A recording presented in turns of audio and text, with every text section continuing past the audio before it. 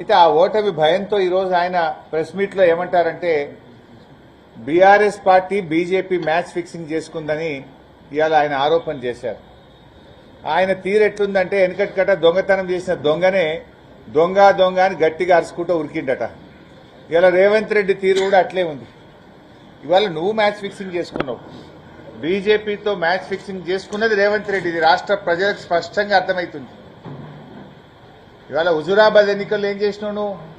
ఆ రోజు హుజూరాబాద్ ఉప ఎన్నికలు జరిగితే వీక్ క్యాండిడేట్ ను పెట్టి కాంగ్రెస్ డిపాజిట్ జప్తయ్యేటట్టు చూసి బీజేపీ గెలుపుకు సహకరించింది నువ్వు. దుబ్బాక ఉప ఎన్నికల్లో గాని, మునుగోడు ఉప ఎన్నికల్లో గాని, హుజూరాబాద్ ఉప ఎన్నికల్లో 3 చోట్ల నీ కాంగ్రెస్ పార్టీ డిపాజిట్ ఎందుకు పోయింది? నువ్వు బీజేపీతో కుమ్మక్కై బలహీనమైన కాంగ్రెస్ పార్టీ అభ్యర్థులను పెట్టి పరోక్షంగా నువ్వు బీజేపీకి సహకరించి 3 చోట్ల బీజేపీ పార్టీని దగ్గరుండి గెలిపించింది రేవంత్ రెడ్డి. దానికి ప్రతిఫలంగా నాగార్జున సాగర్ లో మీరు అక్కడ కూడా సహకరించుకున్నారు ఇద్దరు. ఈ రకంగా ఇలా బలహీనమైనటువంటి అభ్యర్థులను పెడుతూ నాగార్జున సాగర్లో ఏమైంది? బీజేపీ బలహీనమైన అభ్యర్థి పెడితే బీజేపీ డిపాజిట్ పోయింది. అంటే మీరిద్దరు మ్యాచ్ ఫిక్సింగ్ల ఆట గత కొంతకాలంగా ఆడుతూ ఉన్నారు. ఇప్పుడు కూడా రేవంత్ రెడ్డి భయంతో ఏం మాట్లాడుతున్నాడు? బీఆర్ఎస్ బీజేపీ కలిసిందట, బీజేపీ రేపు రిజర్వేషన్లు ఎత్తేయడానికి బీఆర్ఎస్ సహకరిస్తుంది అని మాట్లాడితే ఇది మతిలేని మాటలా, అతి తెలివి మాటలా? రేవంత్ రెడ్డి గారికి అయితే మతి మరపన్న అయి ఉండాలి, లేదా అతి తెలివన్న అయి ఉండాలి. బీఆర్ఎస్ కదా ఈ దేశంలో అసెంబ్లీలో ఏకగ్రీవ తీర్మానం చేసింది బీఆర్ఎస్ పార్టీ. తమిళనాడు తరహాలో రిజర్వేషన్లు పెంచుకోవడానికి రాష్ట్రాలకు అనుమతి ఇవ్వాలని మన రాష్ట్ర శాసనసభలో తీర్మానం చేసింది మన కేసీఆర్, మన బీఆర్ఎస్ పార్టీ. ఒక్కసారి కాదు 2 సార్లు తీర్మానం చేశాం. కేంద్ర ప్రభుత్వం మీద ఒత్తిడి పెట్టాం. మా బీఆర్ఎస్ పార్టీ ఎంపీలు లోక్సభలో తమిళనాడు తరహాలో రిజర్వేషన్లు పెంచుకోవడానికి రాష్ట్రాలకు అనుమతి ఇవ్వాలని చెప్పి పార్లమెంట్లో కొట్లాడింది కూడా బీఆర్ఎస్ పార్టీ. కానీ వాళ్ళు రేవంత్ రెడ్డి గారు దాన్ని తిప్పి మాట్లాడతాడు. అయితే అతి తెలివి లేదా మతిమరుపు. ఎందుకు ఈ మాట చెప్పాల్సి వస్తున్నది? మేమేమో రిజర్వేషన్లు పెంచడానికి రాజ్యాంగ సవరణ చేయమని మేమంటే ఈయన గారు ఏం ఆరోపణ చేస్తున్నాడు? రిజర్వేషన్లు తీసేయడానికి ఇలా బీఆర్ఎస్ బీజేపీకి సపోర్ట్ చేస్తుందనే అతి తెలివి మాటలు మాట్లాడుతున్నాడు. దీన్ని బట్టి ఏమర్థమవుతుంది? నువ్వు ఓటమి భయం పట్టుకొని ఇలాంటి సెంటిమెంట్లను రెచ్చగొట్టడం ద్వారా, అబద్దాలు చెప్పడం ద్వారా, గోబల్స్ ప్రచారం ద్వారా ఏమైనా గండం గట్టెక్కాలని ఇలా రేవంత్ రెడ్డి గారు ప్రయత్నం చేస్తున్నారు. 2 పార్టీలు అట్లే ఉన్నాయి. ఇలా మోడీ గారు ఏమంటున్నారు? హిందువుల ఆస్తులు ముస్లింలకు పంచుతారు కాంగ్రెస్ పార్టీ గెలుస్తుందని ఆయన సెంటిమెంట్ రెచ్చగొట్టే ప్రయత్నం చేస్తున్నాడు. ఈయన అంటున్నాడు బీజేపీ గెలిస్తే రిజర్వేషన్లు తీసేస్తారని ముఖ్యమంత్రి గారు రెచ్చగొట్టే ప్రయత్నం చేస్తున్నాడు. ప్రజల ఎజెండా లేదు, పేదల ఎజెండా లేదు, రైతుల గురించి మాట్లాడరు, దళితుల గురించి మాట్లాడరు, గిరిజనుల గురించి మాట్లాడరు, సంక్షేమం పట్టదు. మీరు కేవలం సెంటిమెంట్ మీద రాజకీయాలు చేసే ప్రయత్నం చేస్తున్నారు. నిజంగా జరుగుతుందా? కేసీఆర్ గారి లాంటి నాయకుడు ఉండగా హిందువుల ఆస్తి ముస్లింలకు పంచరు, ముస్లింల ఆస్తి హిందువులకు పంచరు. కేసీఆర్ లాంటి నాయకుడు ఈ దేశంలో ఎంతో మంది రీజనల్ పార్టీస్ ఉన్నాయి, ఎంతో మంది బలమైన నాయకత్వం ఉన్నది. రిజర్వేషన్లు రద్దు జరుగుతుందా? రిజర్వేషన్లు పెంచాలే తప్ప రద్దు అనేటువంటి జరుగుతుందా ఈ దేశంలో? నా అది జరగదు, నా ఇది జరగదు. అంటే 2 పార్టీలు కూడా ఏంటంటే ప్రజలను సెంటిమెంట్తో, వాళ్ళ ప్రజలతో సెంటిమెంట్ ద్వారా గెలవాలని, సెంటిమెంట్ రెచ్చగొట్టాలని ప్రయత్నం చేస్తున్నారు. కానీ నీ ప్రజల ఎజెండా ఏది?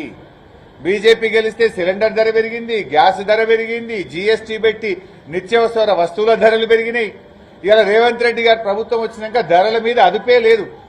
కందిపప్పు ధర 170 రూపాయలు అయింది, సిమెంట్ బస్తా 65-70 రూపాయలు పెరిగింది, స్టీల్ పెరిగింది, కంకర పెరిగింది, ఇసుక ధర పెరిగింది. పేదవాడు ఇల్లు కట్టుకునే పరిస్థితి లేదు, పేదవాడు కడుపు నిండా అన్నం తినే పరిస్థితి లేదు. ధరలు విపరీతంగా పెరిగిపోయినాయి. పరిపాలన గాలికి వదిలేసినారు. ఇవాళ ఇవన్నీ కూడా దీని మీద ఎజెండా జరగాలి.